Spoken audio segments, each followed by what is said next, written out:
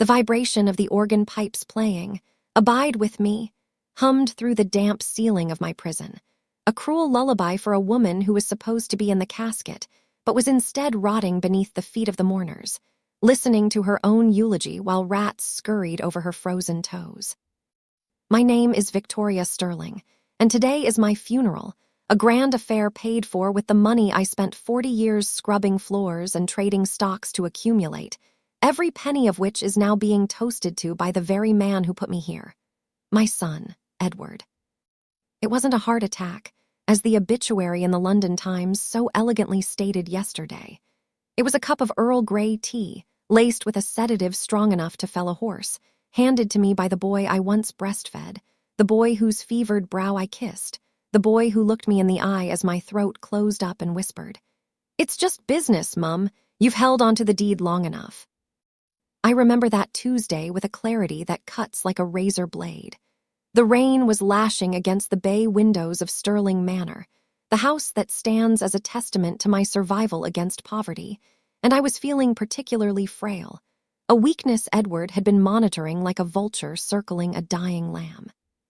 He came into the drawing room with his wife, Clara, a woman whose ambition was only matched by her cruelty, and she was wearing my pearl necklace, the one my late husband gave me on our 25th anniversary. I should have known then. I should have seen the glint of malice in her eyes, but a mother's love is a blindfold that we tie around our own heads. "Drink this, Mum," Edward had said, his voice smooth as silk but hiding a dagger. "It will warm you up." I took the china cup, my hands trembling with the Parkinson's I had been fighting, and I drank. I drank it all. Within minutes, the room began to spin, the colors of the Persian rug bleeding into the gray of the walls, and I felt my lungs turning to stone. I tried to call out to beg, to ask why, but my tongue was a dead weight in my mouth. The last thing I saw before the darkness swallowed me was Edward checking his watch, not to see if he should call an ambulance, but to see if I was dead yet so he could call the solicitor. When I woke up, I wasn't in a hospital. I was in the old wine cellar, a brick-walled dungeon behind the heavy oak door that hadn't been opened since 1995. I was lying on a filthy mattress, my ankles shackled to the rusty radiator pipe, a single bulb swinging overhead like a pendulum counting down the seconds of my misery. For 3 months, I have been here. 3 months of eating scraps thrown down the stairs like I was a rabid dog. 3 months of listening to them plan renovations, hearing them laugh about how easy it was to forge my signature, hearing them discuss the sale of my jewelry collection to fund their trips to the Maldives. They think I am a vegetable, a senile old woman who has lost her mind, but they are wrong. The darkness didn't break me, it sharpened me. Every pang of hunger was a lesson in hate. Every shiver from the cold was a reminder of why I needed to survive. I didn't pray for rescue, I prayed for revenge. The first week was the hardest, the withdrawal from my medication making my body spasm, but then the rage took over, a cold, burning fire in my gut that replaced the need for food. I realized that my love for Edward was the poison and his betrayal was the antidote.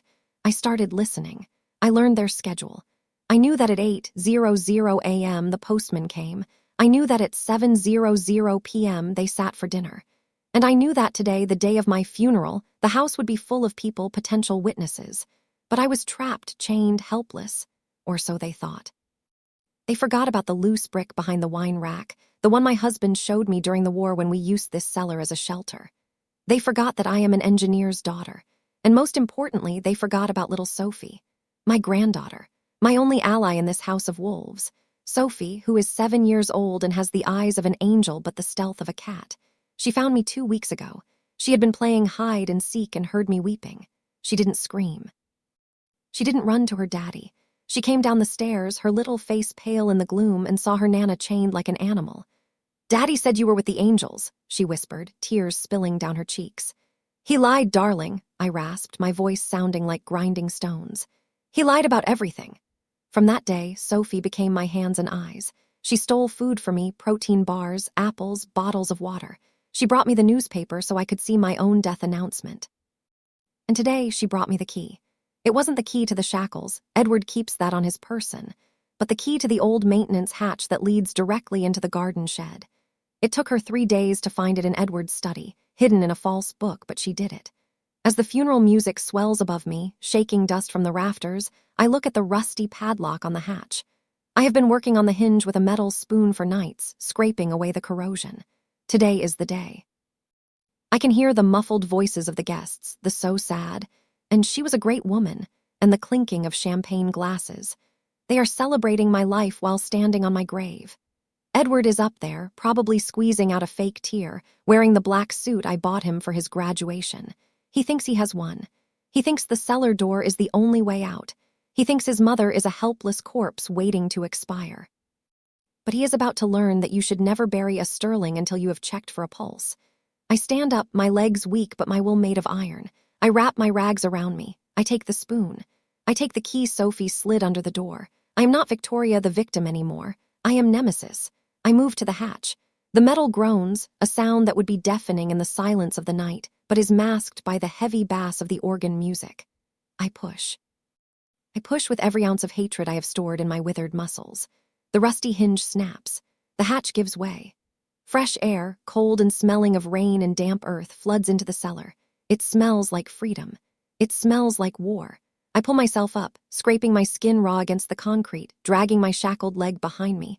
I couldn't remove the chain from my ankle, but I detached the pipe from the wall, so now I drag 3 feet of iron chain with me, a weapon and a symbol of my suffering.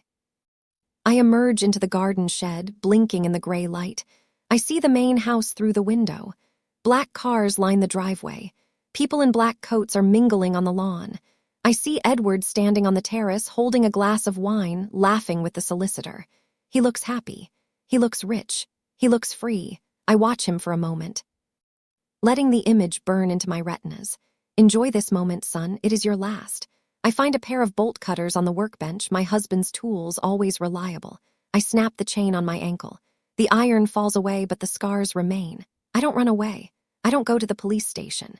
No, that would be too easy for him. He would get a lawyer. He would plead insanity. He might even get away with it.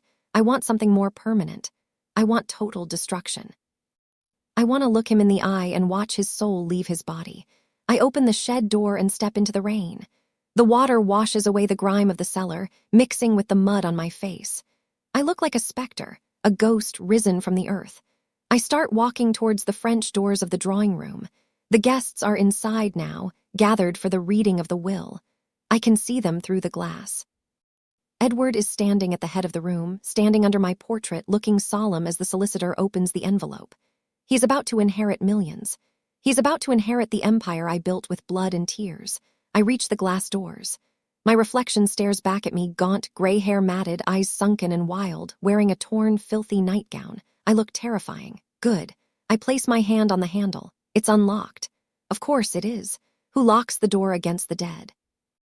I turn the handle. The latch clicks. Inside, the solicitor clears his throat. I, Victoria Sterling, being of sound mind.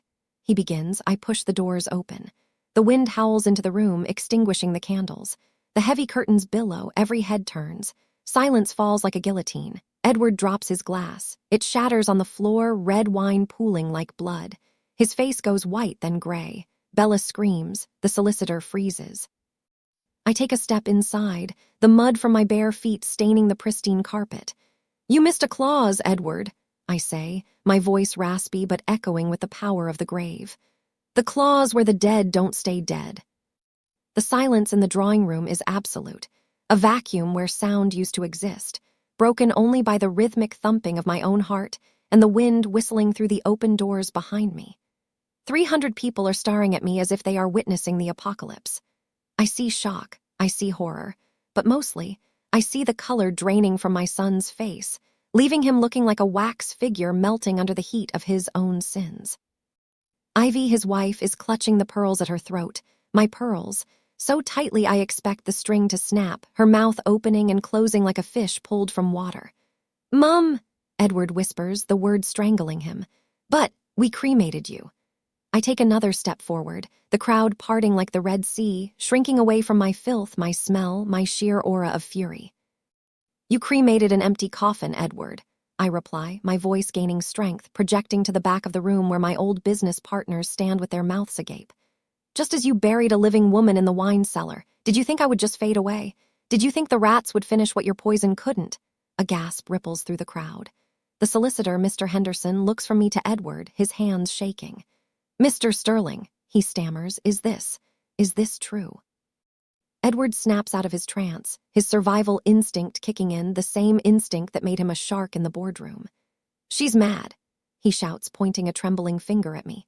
"Look at her, she's clearly suffering from dementia. She wandered off months ago, she's hallucinating. Someone call the paramedics, get her help." He is trying to control the narrative, trying to gaslight a room full of people, but he forgets that I taught him how to lie, and I know a liar when I see one. "Dementia?"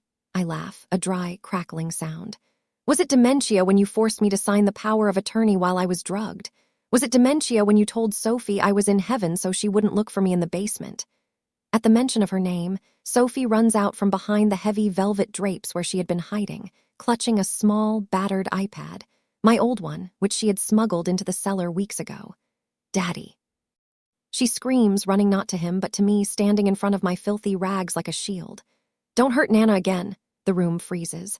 The testimony of a child destroys his defense in seconds. Edward looks at his daughter with a mix of betrayal and terror. "Sophie, come here," he hisses. "Come to Daddy." "No," she yells, and then she hands me the iPad. I hold it up. "You want proof?" I ask the room. "You want to know what kind of man inherits the Sterling fortune?" I press play. The audio is tinny but clear, recorded by Sophie while she was hiding under the dining table 3 nights ago. Edward's voice fills the room, loud and arrogant. "Once the will is read on Friday, we bulldoze the manor. I'm not living in that old hag's museum. We take the cash, we put the old girl out of her misery. I'll stop feeding her next week, let nature take its course, and we move to Monaco." The recording ends. The silence returns, but this time it is heavy with judgment. Ivy tries to back away, edging towards the side door, but my old gardener, Thomas, blocks her path, his arms crossed, a look of disgust on his weathered face. Edward falls to his knees. It isn't a gesture of repentance. It is the collapse of a man whose world has just been vaporized. "Mum, please," he sobs, crawling towards me, reaching for the hem of my dirty nightgown. I was in debt. I didn't know what to do. It was Ivy. She made me do it. "I love you, Mum, please. I'm your son." I look down at him. I see the boy I carried for 9 months. I see the toddler I taught to walk. I see the man who poisoned my tea and left me to rot in the dark. A tear finally escapes my eye, tracing a path through the grime on my cheek, but it is not a tear of forgiveness. It is a tear of mourning for the son who died a long time ago. I pull my dress away from his grasping hands. "My son is dead," I say, my voice cold as the cellar floor. "You are just a stranger who stole his face." Sirens begin to wail in the distance, growing louder with every second. Sophie must have called them before I even entered. The police burst into the room, led by Detective Miller, a man I have known for years. He takes one look at me, one look at the chain marks on my ankles, and then looks at Edward. There are no questions asked. They haul Edward up from the floor. He screams, he begs, he thrashes, but the handcuffs click shut, a sound so much sweeter than the click of the cellar lock. Ivy is arrested too, still wearing my pearls, weeping about how she is innocent, but the recording implicated them both. As they drag him out of the French doors, past the guests who are now looking at him with pure hatred, Edward looks back at me one last time. "Mum, don't let them take me. I'm sorry." I stand tall, holding Sophie's hand. I don't look away. I watch him disappear into the back of the police van. The solicitor approaches me, looking terrified. "Mrs. Sterling," he whispers. What do we do about the will, the estate?" I look around at the lavish funeral reception, the expensive flowers, the wasted champagne. "Cancel the funeral," I say, a small, grim smile touching my lips. "And change the will. Everything, every penny, every brick of this house goes to Sophie, in a trust that only I control." I look down at my granddaughter, the little girl who saved my life when my own flesh and blood tried to end it. She squeezes my hand. "It's over, Nana," she whispers. "Yes, darling," I reply, taking a deep breath of the fresh air that blows through the open doors. "It is finally over, and I have never felt more alive." The guests begin to disperse, whispering, terrified and awed. I am dirty, I am wounded, and I am exhausted, but as I stand in the ruins of my own wake, I know one thing for certain. I didn't just survive. I won. If this story gave you chills, and you believe that karma always finds a way, hit that like button right now. Never underestimate a mother's strength, and never, ever trust a traitor. Subscribe to my channel for more stories of betrayal and ultimate justice. What would you have done if you were in my place? Tell me in the comments below.